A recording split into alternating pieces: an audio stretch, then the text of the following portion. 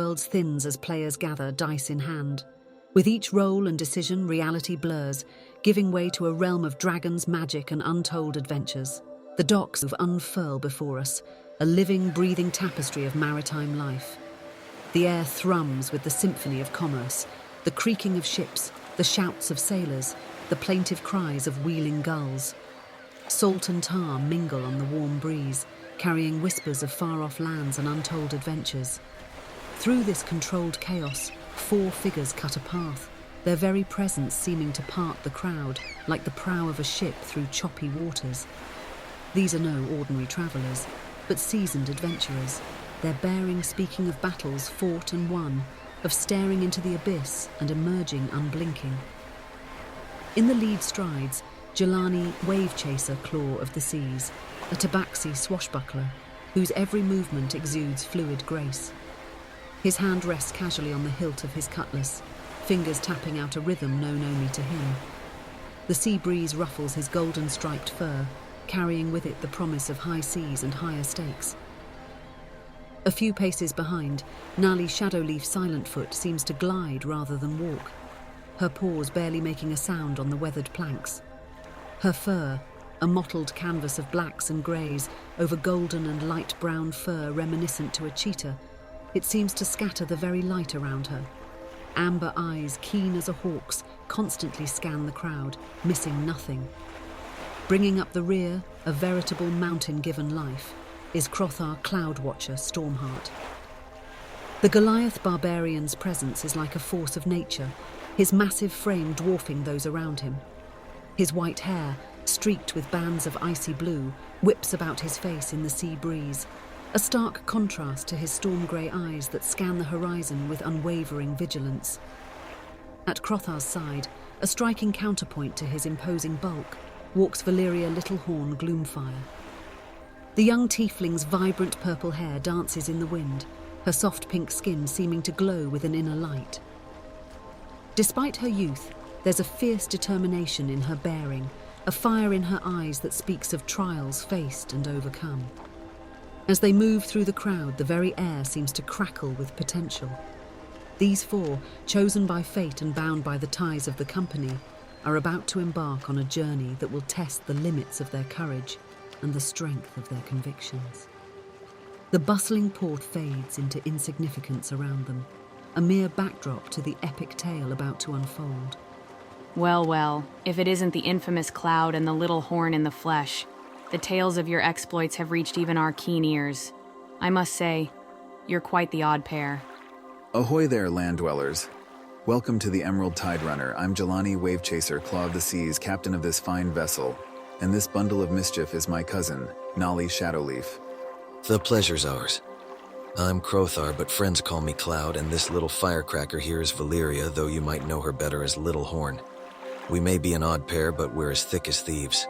It's about time we put faces to the names. I've heard you're quite the pair of troublemakers. Is it true?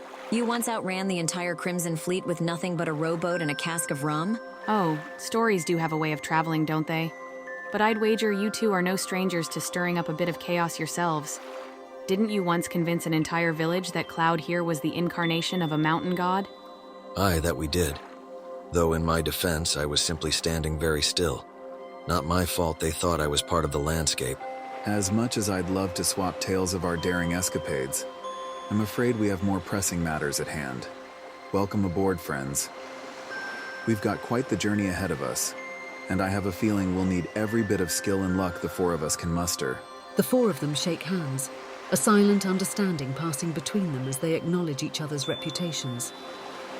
There's a palpable sense of destiny in the air, as if the very fates themselves have conspired to bring these 4 together. I'm looking forward to seeing what the seas have in store for us. Let's hope my sea legs are as sturdy as my mountain ones. Oh, come on, Cloud.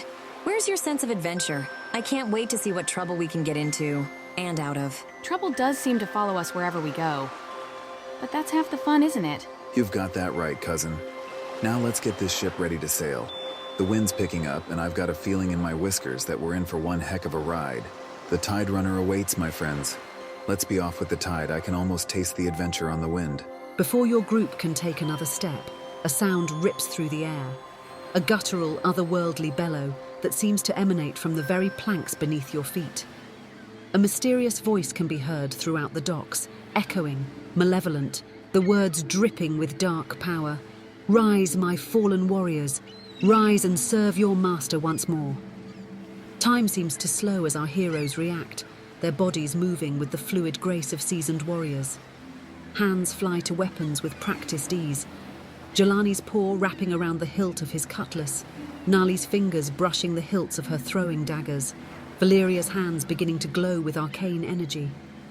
But it's Krothar who moves first, his barbarian instincts honed by countless battles. The massive Goliath spins on his heel, his storm-grey eyes wide with a primal alertness. His muscled frame coils like a spring, ready to unleash devastating force at a moment's notice. The white streaks in his hair seem to crackle with electricity, mirroring the tension in the air. The bustling dock falls eerily silent, as if the whole world is holding its breath. The lapping of waves against the shore and the creaking of ship timbers are the only sounds that dare break the sudden, oppressive quiet. By Kord's thunderous fists, what foulness is this? Brace yourselves. The eerie calm shatters like glass as chaos erupts on the dock. A cacophony of splintering wood and shattering glass rends the air, drowning out the usual bustle of the port. Barrels and crates, once innocuous fixtures of maritime commerce, burst open in a horrifying spectacle. From these makeshift coffins emerge nightmares given form, grinning skulls and gleaming bones of long-dead warriors. Rusty swords and axes, still clutched in fleshless hands, catch the dying light of the sun, their edges promising a second death to the living. The skeletal horde advances with jerky, unnatural movements, a macabre dance that sends shivers through the very planks beneath our heroes' feet. This is necromancy of the blackest kind.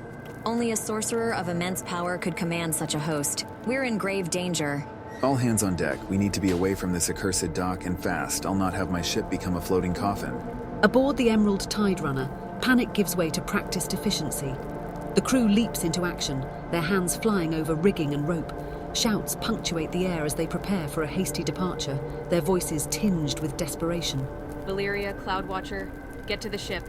Jelani and I will hold them off as long as we can. I've been itching for a good fight.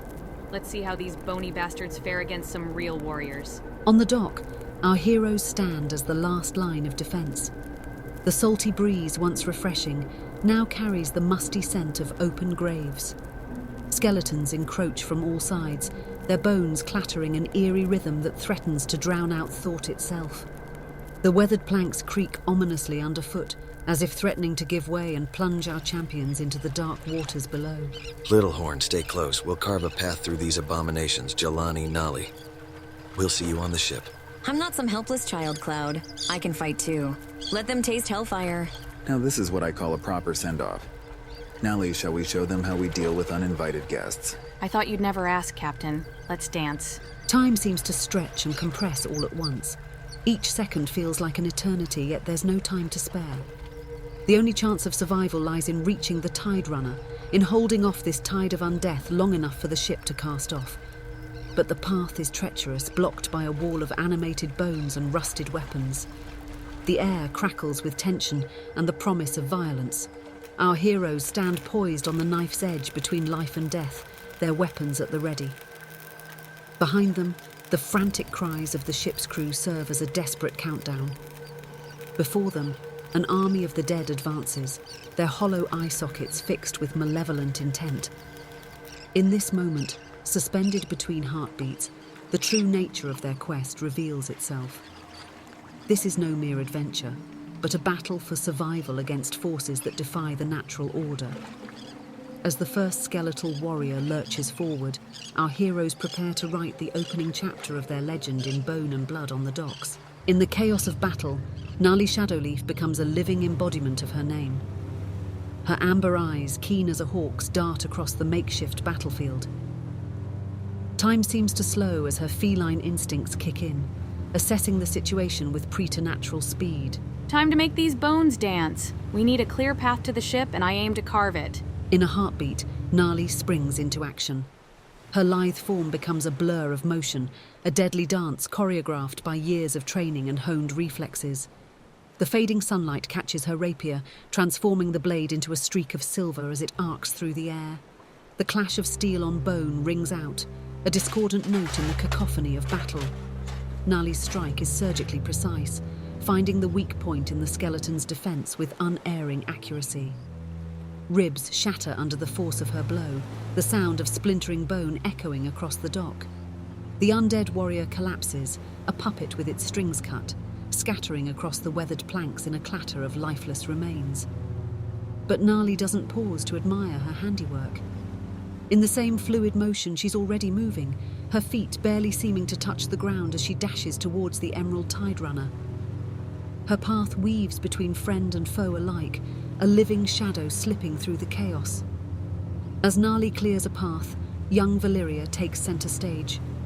The air around the tiefling sorceress shimmers and warps, distorted by waves of arcane energy. Her eyes, usually a swirl of gold and crimson, now blaze with eldritch power. The light they cast throws eerie shadows across her face, lending her an otherworldly appearance that belies her youth. Before her, the mass of skeletons looms like a wall of animated death. Their hollow eye sockets fix upon Valyria, drawn by the pulsing energy that surrounds her.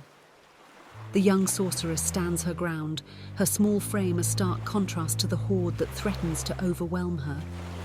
Yet in this moment, with arcane fire dancing at her fingertips and determination etched on her features, Valyria seems to grow larger, a force to be reckoned with in her own right.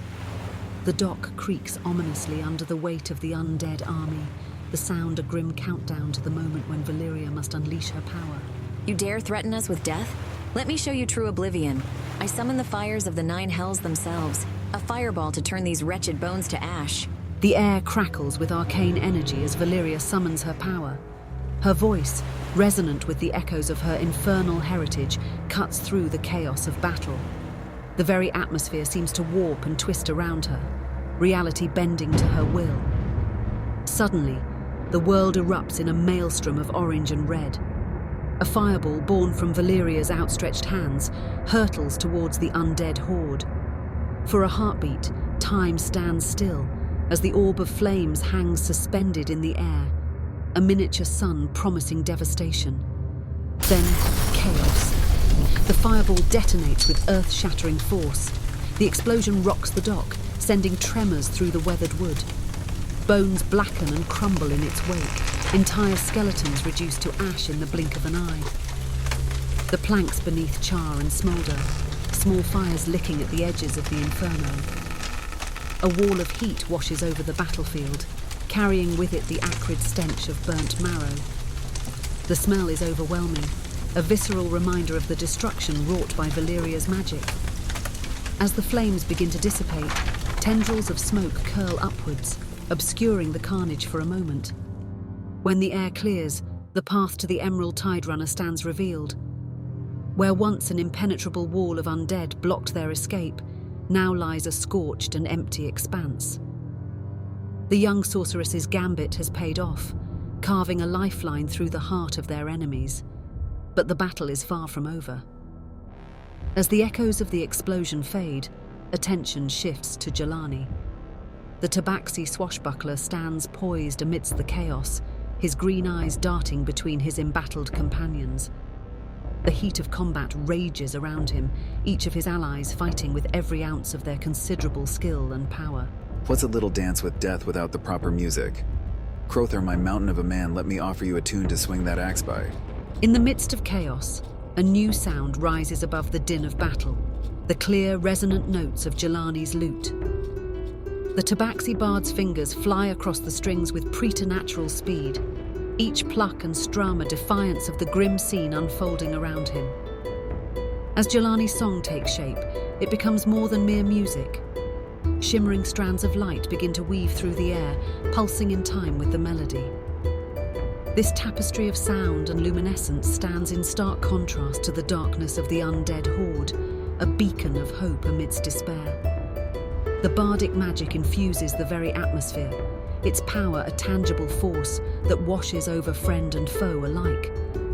For the skeletons, it's an anathema, causing them to falter and recoil. But for Jelani's companions, it's a second wind, a surge of strength when they need it most. Krothar, Cloudwatcher, Stormheart, feels the song's effect most keenly. The barbarian, his massive frame glistening with the sweat of exertion, suddenly stands taller. The weariness that had begun to creep into his muscles evaporates like morning mist before the sun.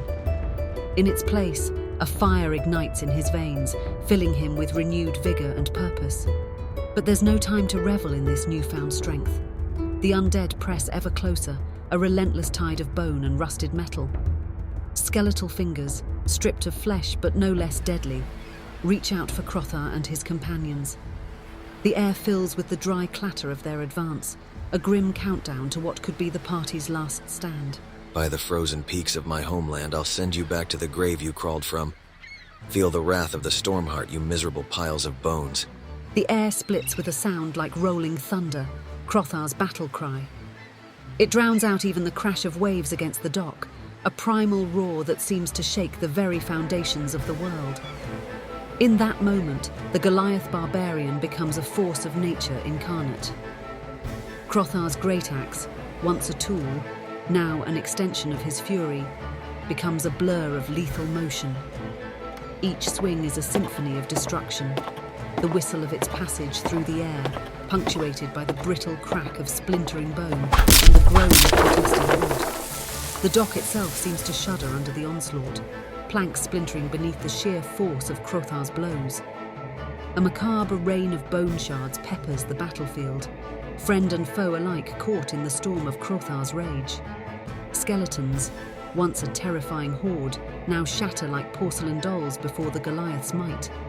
Each sweep of his axe clears a swath through the undead ranks, carving a path of destruction that seems to defy the very laws of nature. But the enemy, though mindless, is relentless. The dwindling remnants of the skeletal force launch a final desperate assault. Their attacks are wild, uncoordinated, the last gasps of a defeated army. Nali, her movements a fluid dance of deadly grace, effortlessly evades their clumsy strikes. One skeleton, through luck or some lingering echo of skill, manages to slip past Krothar's whirlwind defense. Its rusted blade finds a gap in the barbarian's guard, but against Krothar's hardened flesh, it might as well be a pinprick. The cut is minor, barely a scratch, serving only to fuel the fires of Krothar's battle rage. Then, as suddenly as it began, it's over. The last skeleton crumbles, its unholy animation finally spent. An eerie calm descends upon the blood-soaked dock, the silence broken only by the heavy breathing of our heroes and the gentle lapping of waves against the pier. The moment is broken by the resounding thud of the ship's gangplank being raised. The Emerald Tide Runner, their lifeline and escape, begins to pull away from the pier. Well, my friends, I'd say we've made quite the dramatic exit. Not bad for a first outing. Though next time, Jelani, maybe play something a bit more upbeat? We showed them the true meaning of firepower. Cloud, you were magnificent out there. Aye, Little Horn, that we did. Though I think I might need a new coat, this one seems to have acquired a few extra holes. The Emerald Tide Runner surges through the churning waves, its timbers groaning under the strain of a hasty departure. The embattled harbour recedes into the distance, but the nightmare is far from over. Suddenly, a voice pierces the air. A sound so unnatural it seems to freeze the very blood in your veins. It echoes across the water, its otherworldly timbre defying the laws of nature and distance. Rise, rise, my children of darkness. Let no soul escape our embrace. The command hangs in the air like a physical thing, heavy with malevolent power. In its wake, a cacophony of terror erupts from the shore. Screams of the living mingle with the eerie clatter of animated bone, a hellish symphony that carries clearly over the waves. Through the gathering mist, a horrifying sight unfolds. A second wave of skeletal warriors surges forth from hidden recesses of the docks. Their hollow eye sockets, once empty, now burn with an unholy blue flame, fixed unerringly upon the helpless souls left behind. Aboard the Emerald Tide Runner, Captain Jelani stands tall at the helm. His emerald eyes sweep over his crew, taking in their terror-stricken faces. The weight of command sits heavily on his shoulders, the responsibility for these lives a tangible burden in the face of such otherworldly horror. Steady now, you salt-crusted sea dogs, to your stations, every last one of you. The crew moves with sharp, precise motions, their training overriding their fear as they work to put as much distance as possible between them and the nightmare behind them. Ropes are hauled, sails are trimmed, and the ship responds, cutting through the waves with increased speed. Nali materializes at Jelani's side, her feline grace undiminished even in this moment of crisis. Her amber eyes narrow as she surveys the chaos unfolding on the distant shore, her keen mind already working to unravel the mystery of this attack. Jelani, we can't just leave them. Those people don't stand a chance against that horde. Aye, cousin. I've no intention of turning tail and running, not while there's still a fight to be had. At the ship's railing, Krothar and Valyria stand side by side, an unlikely pair united by the horrors they've witnessed. The Goliath's massive frame is tense, his hands clenched on the wooden rail as if he might tear it from its moorings. Beside him, Valyria's small form seems to pulse with barely contained arcane energy, her eyes wide as she watches the unfolding carnage. Cloudwatcher, Little Horn, how do you fancy giving these bone bags a proper Emerald Tide Runner farewell? Just say the word, Captain. My axe thirsts for more undead bones to shatter. I've got plenty of fire left to burn. Let's send these skeletons back to the abyss. The deck of the Emerald Tide Runner thrums with activity, a hive of controlled chaos as the crew prepares for battle. Captain Jelani Wavechaser stands at the helm, his emerald eyes gleaming with a mix of determination and barely contained fury. With a sharp nod, he turns to his first mate, Bartholomew Bart Brassbeard, a grizzled sea dog whose weathered face tells tales of 1,000 storms weathered and 1,000 battles fought. Bart, bring us about. We're going to give those bony bastards a taste of our broadside. Aye, Captain. You heard the man, you bilge rats. Hard to port. The ship heels over, timbers groaning in protest as it comes about. Sails snap taut, catching the wind and driving the vessel back towards the nightmare they'd just fled. The muzzles of the ship's cannons emerge from their ports, dull metal gleaming ominously in the fading light. Cloudwatcher, Little Horn, you and Nali. Will you watch for any surprises? As the Tide Runner draws closer to the embattled docks, the full horror of the scene unfolds before our heroes. The once bustling pier has transformed into a writhing mass of skeletal warriors, their numbers seeming to multiply with each passing moment. Amidst this sea of undeath, pockets of resistance fight with desperate valor. City guards stand shoulder to shoulder with dock workers and common folk, their disparate weapons a stark contrast to the relentless tide of bone and rusted steel they face. By the frozen peaks, there must be hundreds of them. Then we'll just have to hit them harder. Ready when you are, Cloud? The air fills with a cacophony of sound, the clash of steel on bone, the screams of the living, and the eerie, dry rattle of the undead horde. Above it all, Jelani's voice rings out, clear and strong, a rallying cry that cuts through the chaos like a blade. Gunners at the ready. Aim for the thickest clusters of those boneheaded bastards. Fire on my mark. Tension mounts as the Emerald Tide Runner closes the distance. The skeletal army seems to sense the approaching threat, a sea of hollow eye sockets turning as one towards the ship. The blue flames that burn within those empty orbits flare brighter, as if in anticipation of fresh prey. Fire! Suddenly the world explodes into chaos. The ship's cannons roar to life, a deafening barrage that shakes the very air. Cannonballs tear through the ranks of the undead, sending bones and splintered wood flying in all directions. The docks erupt in geysers of destruction, each impact carving bloody furrows through the skeletal horde. Krothar's battlecry, a sound like rolling thunder, mingles with the cannon fire. The Goliath barbarian becomes a whirlwind of destruction, hurling javelin after javelin into the fray.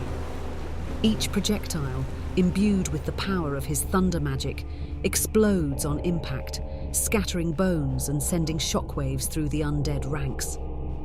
Beside him, Valyria stands resolute, her small frame belying the arcane power at her command. Her hands weave intricate patterns in the air, each gesture trailing streaks of eldritch light. With a word of power, she conjures gouts of hellfire that consume entire swathes of skeletons, turning the docks into an inferno of purifying flame. Yet for all their efforts, the tide of undeath seems endless. Even as scores of skeletons fall, more emerge from the shadows, their numbers undiminished. The battle rages on, a desperate struggle against an enemy that knows no fear, feels no pain, and never tires. Hard to port set a course for open water. The Emerald Tide Runner groans and creaks as it comes about once more, its sails snapping taut in the wind. The crew moves with practiced efficiency, their actions a stark contrast to the chaos they leave behind. As the ship gathers speed, our heroes cast one last glance towards the besieged coast. The tumult of battle fades, but an undercurrent of unease lingers, as palpable as the salt in the air. The tide of battle shifts, the scales tipping ever so slightly in favor of the living. Victory, so elusive mere moments ago, now seems tantalizingly within reach. But fate, it seems, has one last card to play. Atop the ancient lighthouse, a dark figure materializes, as if born from the very shadows that cloak it. Arms raised in a gesture of terrible power, the figure becomes the focal point of a maelstrom of dark energy. The very air seems to warp around this harbinger of doom, reality itself bending to its will. That figure, I want to see what I can gather from them. Call it a hunch, but I suspect they might be the necromancer, pulling the strings behind this skeletal ambush. I need to know more. I wonder if I can make out any details that might help me identify this person if our paths cross again. Young Valyria, her senses honed by her infernal heritage, is the first to truly perceive the threat. Her eyes, wide with a mix of fear and fascination, lock onto the distant figure. She sees what others cannot, the subtle, intricate gestures that weave an unseen tapestry of necromantic energy, binding the remaining skeletons to the figure's will. For a heartbeat, the figure's gaze flickers towards the Tide Runner. Even at this distance, Valyria feels the weight of that attention, a crushing pressure that threatens to overwhelm her very being. The aura of necromantic power pulses like a dark heartbeat, each wave carrying with it an unspoken warning that chills Valyria to her very core. But in that moment of shared awareness, something unexpected happens. The necromancer's concentration wavers, their iron grip on the undead horde momentarily loosened. It's a small thing, a fraction of a second, but in the chaos of battle, it's enough. The defenders of the beleaguered docks, battered but unbroken, seize upon this moment of weakness. With a surge of newfound vigor, the militia and city guards launch themselves at the faltering skeletal warriors. The clash of steel on bone rises to a crescendo as the living press their advantage, slowly but surely turning the tide. Our heroes watch, transfixed, as the battle below reaches its climax. But their attention is drawn inexorably back to the lighthouse, to the dark figure that stands as the architect of this nightmare. In a final, dramatic gesture, the hooded necromancer seems to gather the very shadows around them. There's a burst of black light, so dark it seems to devour the very air, and then nothing. Where the figure stood, only wisps of dark smoke remain, curling and dissipating in the sea breeze. The immediate threat has passed, the battle won, but victory brings little comfort to those aboard the Emerald Tide Runner. As the ship cuts through the waves, putting distance between them and the scarred city, a sense of foreboding settles over our heroes like a shroud. The necromancer may have vanished, but the memory of that malevolent presence lingers. Questions hang heavy in the air, unspoken but pressing. Who was this dark puppeteer? What greater design did this attack serve? And perhaps most chillingly, when and where will they strike next?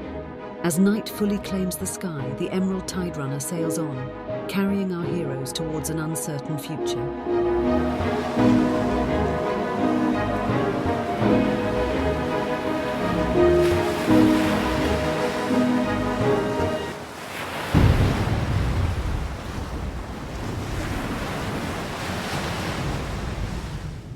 Brave adventurers, your journey through the realms of Ethoria has only just begun.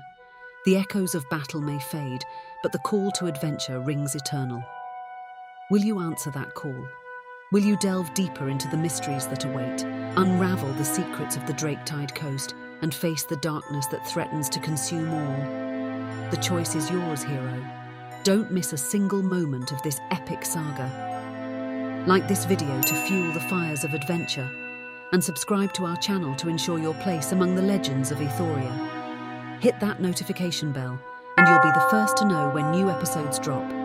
Until next time, may your critical hits be many and your fumbles few.